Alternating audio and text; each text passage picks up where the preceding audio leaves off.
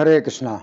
तो अभी हम भगवद गीता के 18वें अध्याय के अंतर्गत श्लोक संख्या 14 पर विचार करेंगे।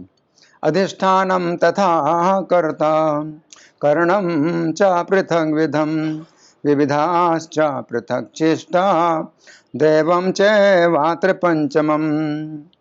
तो यहाँ पर भगवान कह रहे हैं कि कर्म के जो है 5 कारण कौन कौन से हैं। पहला है अधिष्ठान यानी शरीर, फिर दूसरा कर्ता यानी जीवात्मा, तीसरा करण तो उपकरण यंत्र भी हो सकते हैं और इंद्रियां भी हो सकती हैं।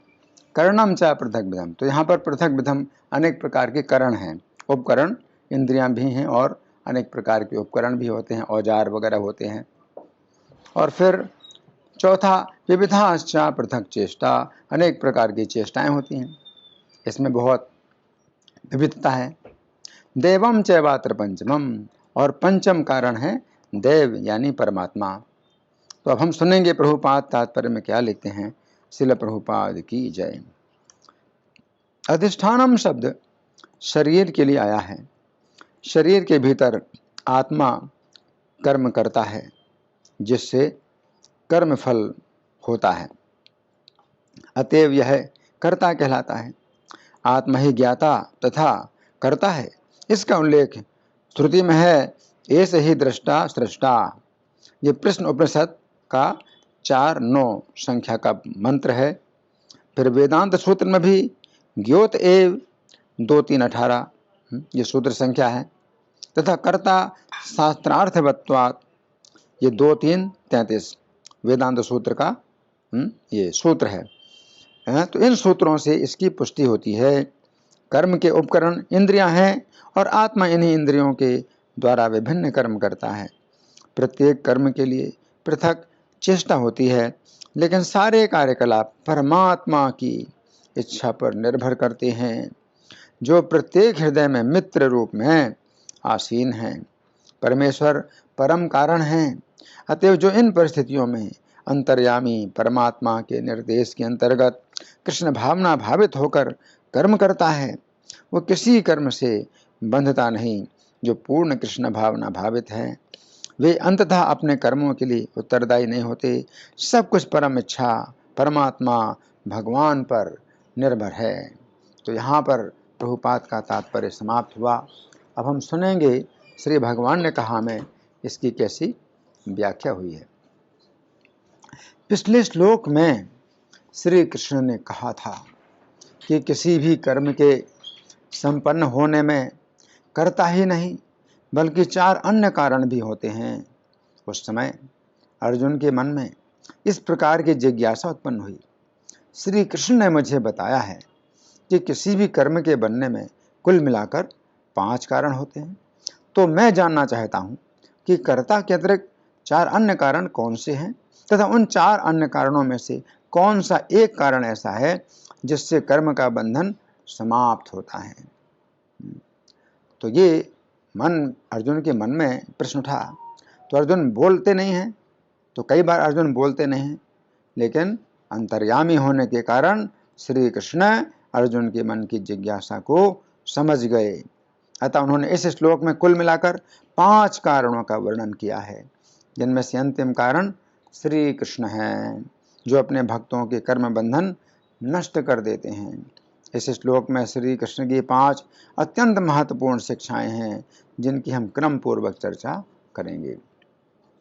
पहली अत्यंत महत्वपूर्ण शिक्षा, इस श्लोक में पहली शिक्षा के अनुसार शब्द हैं अत्र अधिष्ठानम प्रथमम कारणम, अर्थात अधिष्ठान ही प्रथम कारण है। इस श्लोक के तात्पर्य में श्रील प्रभुपाद लिखते हैं अधिष्ठानम शब्द शरीर के लिए आया है। ये बात समझने की है कि बद्ध जीव इसमें अधिष्ठित होने के कारण ये शरीर अधिष्ठान कहलाता है। अधिष्ठान शब्द का अर्थ है निवास स्थान। अब चूंकि ये शरीर जीव का निवास स्थान है, इसलिए इस शरीर को जीव का अधिष्ठान कहा जाता है। तो यहाँ पर श्री कृष्ण कह रहे हैं कि कर्म का प्रथम कारण ये शरीर है, जब तक ये मनुष्य शरीर विकसित नहीं हो जाता है तब तक जीव का कोई भी कर्म नहीं बनता है। मनुष्य शरीर के अतिरिक्त अन्य शरीर यथा पशु पक्षियों के शरीरों में कोई भी कर्म नहीं बनता है। गीता 15:2 में श्री कृष्ण कहते हैं कि ये संसार रूपी वृक्ष इस प्रकार बनाया गया है कि मनुष्य शरीर में ही कर्म का बंधन होता है। मनुष्य के अतिरिक्त पशु तथा पक्षियों के शरीरों में कर्म का कोई बंधन नहीं होता है। मनुष्य शरीर में किए हुए कर्मों के बंधन के ही कारण जीव को अन्य शरीरों में अर्थात पशु पक्षियों आदि के शरीरों में जाना पड़ता है। पशु पक्षियों आदि के शरीरों में जीव के नए कर्म नहीं बनते हैं। तो यहाँ पर श्री कृष्ण कह रहे हैं कि मनुष्य शरीर ही जीव के कर्मों के बनने में पहला कारण है। अब दूसरा अत्यंत महत्वपूर्ण उपदेश। इस श्लोक में दूसरी शिक्षा के अनुसार शब्द हैं अत्र कर्ता द्वितीयम कारणम, अर्थात कर्ता ही दूसरा कारण है। इस श्लोक के तात्पर्य में श्रील प्रभुपाद लिखते हैं शरीर के भीतर आत्मा कर्म करता है जिससे कर्म फल होता है, अतएव यह कर्ता कहलाता है इति। गीता 5:15 के तात्पर्य में श्रील प्रभुपाद लिखते हैं जीव अज्ञान से मोहित होकर जीवन की ऐसी परिस्थिति की कामना करता है जिसके कारण कर्म तथा फल की श्रृंखला आरंभ होती है। जीव परा प्रकृति होने के कारण ज्ञान से पूर्ण है तो भी वो अपनी सीमित शक्ति के कारण अज्ञान के वशीभूत हो जाता है। अतः देहधारी जीव कृष्ण भावनामृत की उपेक्षा करने की अपनी अनादि प्रवृत्ति के कारण अपने लिए मोह उत्पन्न करता है। फलस्वरूप स्वभावतः सच्चिदानंद स्वरूप होते हुए भी वह अपने अस्तित्व की लघुता के कारण भगवान के प्रति सेवा करने की अपनी स्वाभाविक स्थिति को भूल जाता है और इस तरह अविद्या के द्वारा बंदी बना लिया जाता है इति। तो यहाँ पर श्री कृष्ण कह रहे हैं कि प्रत्येक कर्म के बनने में दूसरा कारण कर्ता है। गीता 15:7 में श्री कृष्ण कहते हैं कि यद्यपि जीव उन्हीं का सनातन सेवक है परंतु श्री कृष्ण से स्वतंत्र होकर भोगने की इच्छा के कारण वो इस भौतिक संसार में भौतिक प्रकृति के बंधन में आ जाता है। उक्त श्लोक के तात्पर्य में श्रील प्रभुपाद लिखते हैं कि श्री कृष्ण के विभिन्न अंश होने के कारण जीवों में भी उनके अंश से गुण पाए जाते हैं जिनमें से स्वतंत्रता भी एक है। प्रत्येक जीव का आत्मा के रूप में अपनी सूक्ष्म स्वतंत्रता होती है। इसी स्वतंत्रता के दुरुपयोग के कारण जीव अपने लिए कर्मों का बंधन बनाता है और इस स्वतंत्रता के सही उपयोग से वो कर्मों के बंधन से मुक्त होता है। अब तीसरी अत्यंत महत्वपूर्ण शिक्षा। इस श्लोक में तीसरी शिक्षा के अनुसार शब्द हैं अत्र कारणम च पृथक विधम तृतीय कारणम, अत्र करणम च पृथक विधम तृतीय कारणम, अर्थात विभिन्न प्रकार की इंद्रियां तीसरे कारण हैं। इस श्लोक के तात्पर्य में श्रील प्रभुपाद लिखते हैं कर्म के उपकरण इंद्रियां हैं और आत्मा इन्हीं इंद्रियों के द्वारा विभिन्न कर्म करता है इति। गीता 2:58 में श्री कृष्ण कहते हैं कि जिस प्रकार कछुआ अपने अंगों को संकुचित करके खोल के भीतर कर लेता है उसी तरह जो व्यक्ति अपनी इंद्रियों को इंद्रिय विषयों से खींच लेता है वही कृष्ण भावना भावित होता है। उक्त श्लोक के तात्पर्य में श्रील प्रभुपाद लिखते हैं किसी योगी भक्त या आत्मसिद्ध व्यक्ति की कसौटी ये है कि वो अपनी योजना के अनुसार इंद्रियों को बस में कर सके, किंतु अधिकांश लोग अपनी इंद्रियों के दास बने रहते हैं और इंद्रियों के कहने पर चलते रहते हैं। इंद्रियों की तुलना विषैले सर्पों से की गई है। वे अत्यंत स्वतंत्रता पूर्वक तथा बिना किसी नियंत्रण के कर्म करना चाहती हैं। योगी या भक्त को इन सर्पों को वश में करने के लिए एक सपेरे की भांति अत्यंत प्रबल होना चाहिए। उन्हें कभी भी कार्य करने की छूट नहीं देता है। शास्त्रों में अनेक आदेश हैं, उनमें से कुछ करो तथा कुछ ना करो से संबंध है। जब तक कोई इन करो या ना करो का पालन नहीं कर पाता है और इंद्रिय भोग पर संयम नहीं बरतता है, तब तक उसका कृष्ण भावनामृत में स्थिर हो पाना असंभव है इति। तो यहाँ पर श्री कृष्ण कह रहे हैं कि कर्म के बनने में तीसरा कारण इंद्रियां हैं। अब चौथी अत्यंत महत्वपूर्ण शिक्षा। इस श्लोक में चौथी शिक्षा के अनुसार शब्द हैं अत्र विविधा च पृथक चेष्टाः चतुर्थः कारणम, अर्थात विविध प्रकार की अलग अलग चेष्टाएं चौथा कारण है। इस श्लोक के तात्पर्य में श्रील प्रभुपाद लिखते हैं प्रत्येक कर्म के लिए पृथक चेष्टा होती है इति। तो यहाँ पर श्री कृष्ण कह रहे हैं कि प्रत्येक कर्म के संपन्न होने में चौथा कारण विभिन्न प्रकार की चेष्टाएं हैं। महाभारत के विराट पर्व के अंतर्गत अध्याय संख्या 60 में वर्णन आता है कि जिस समय अर्जुन कर्ण के साथ युद्ध करने लगे उस समय उन्होंने पहली चेष्टा तो ये की कि उन्होंने कर्ण के कवच को विदीर्ण करने वाले बाण छोड़े। फिर उन्होंने दूसरी चेष्टा ये की कि उन्होंने तीखी नोक वाले बाणों से कर्ण के घोड़ों को घायल कर दिया। फिर तीसरी चेष्टा ये की कि उन्होंने अपने बाणों से कर्ण के भुजाओं में गहरी चोट पहुंचाई। फिर उन्होंने चौथी चेष्टा ये की कि उन्होंने अपने बाणों से कर्ण के हाथों की दस्तानों को भी पृथक पृथक विदीर्ण कर दिया। फिर उन्होंने पांचवी चेष्टा ये की कि उन्होंने अपने एक बाण से कर्ण का धनुष काट दिया। फिर उन्होंने छठी चेष्टा ये की कि उन्होंने कर्ण के द्वारा चलाई हुई शक्ति को अपने बाणों से नष्ट कर दिया। फिर उन्होंने सातवीं चेष्टा ये की कि उन्होंने कर्ण के पक्ष में आए हुए बहुत से सैनिकों को अपने बाणों के द्वारा यमलोक भेज दिया। फिर उन्होंने आठवीं चेष्टा ये की कि उन्होंने अपने तीखे बाणों के द्वारा कर्ण के घोड़ों को मार डाला। फिर उन्होंने नवीं चेष्टा ये की कि उन्होंने एक तेजस्वी बाण के द्वारा कर्ण को मूर्छित कर दिया। तो यहाँ पर श्री कृष्ण कह रहे हैं कि किसी भी कर्म को संपन्न करने में चौथा कारण विविध प्रकार की चेष्टाएं होती हैं। अब पांचवा अत्यंत महत्वपूर्ण उपदेश।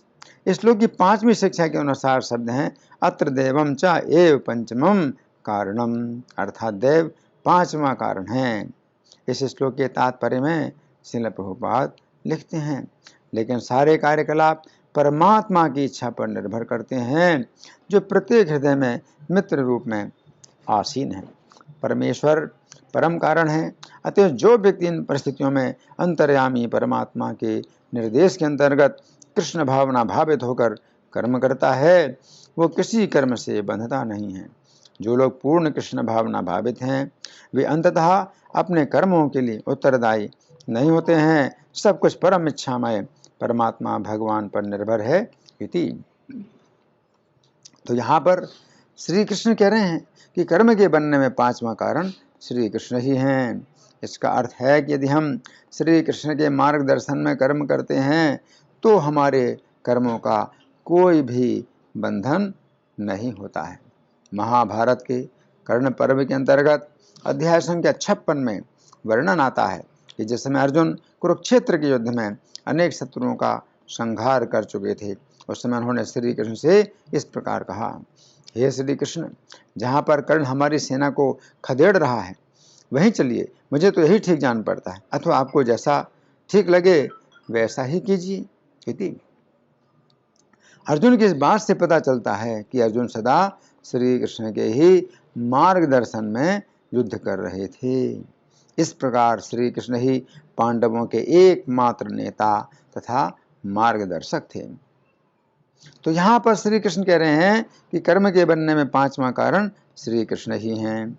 चैतन्य भागवत के मध्य खंड के अंतर्गत अध्याय संख्या 13 में वर्णन आता है कि जिस समय जगाई तथा माधाई ने श्री चैतन्य की शरण ले ली उस समय श्री चैतन्य हंसते हुए बोले, कोई भी इन दोनों को पापी ना समझे, इन दोनों के सभी पाप मैंने ले लिए हैं। इन दोनों ने जो कुछ भी किया वो मैंने ही किया और मैंने ही उससे मिटाया भी है। ऐसा समझकर इन दोनों को आप सभी वैष्णव लोग अपने ही भांति वैष्णव समझना। तो यहाँ पर श्री कृष्ण कह रहे हैं कि प्रत्येक कर्म के बनने में पांचवा कारण श्री कृष्ण ही हैं। यदि हम श्री कृष्ण की शरण लेते हैं तथा श्री कृष्ण की ही इच्छा के अनुसार चलते हैं तो श्री कृष्ण पूर्व में हुए हमारे सभी कर्मों को मिटा देते हैं। इस श्लोक के बंगाली पद्यानुवाद में श्रील प्रभुपाद लिखते हैं, अधिष्ठान कर्ता आर करण पृथक विविध से चेष्टा देवम ए पंच शीर्षक। तो यहाँ पर श्री कृष्ण अर्जुन से कह रहे हैं, देव ए पंच शीर्षक, अर्थात हे अर्जुन, कर्म के 5 कारणों में सबसे अधिक शक्तिशाली कारण मैं ही हूँ, अतः तुम मेरी शरण लो। तो इस श्लोक में भगवान जो 5 कारण बतला रहे हैं, कर्म के बनने में 5 कारण। तो पहला कारण जो शरीर है, तो इसको समझना है कि मनुष्य के शरीर में ही कर्म बनता है। दूसरे प्रकार की योनियों में कर्म नहीं बनता, इसलिए मनुष्य को ही कर्म योनि कहा जाता है। देवताओं को भोग योनि कहा जाता है, स्वर्ग में अपने पुण्यों का फल भोग करके फिर पृथ्वी में वापस आते हैं। जो पशु पक्षियों का शरीर मिलता है वो भी भोग योनि है, उसमें वो अपने पापों का फल भोग करके फिर मनुष्य योनि में आते हैं।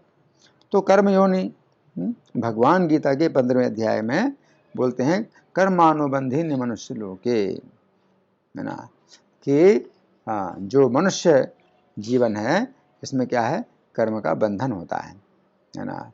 अधिष्ठानम तथा कर्ता, और फिर कर्ता कौन है, जीवात्मा, क्योंकि भगवान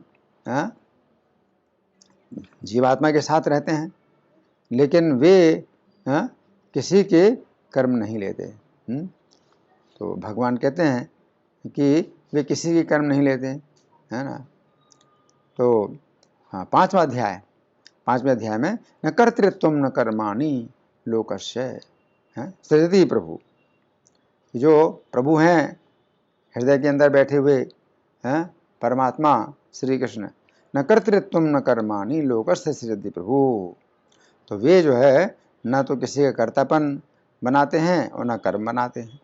तो भगवान जो है किसी का कर्म नहीं बनाते।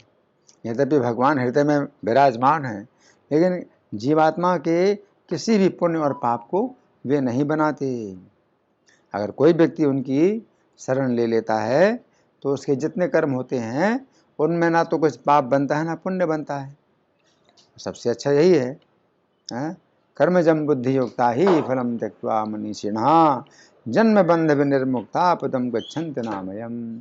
मनीषिणः यानी कृष्ण भावना भावित लोग क्या करते हैं, कर्म से उत्पन्न जितने भी फल होते हैं फलम त्यक्त्वा, तो जब शरीर त्यागते हैं तो इस शरीर में किए हुए जितने कर्म हैं उनके फल का भी त्याग कर देते हैं।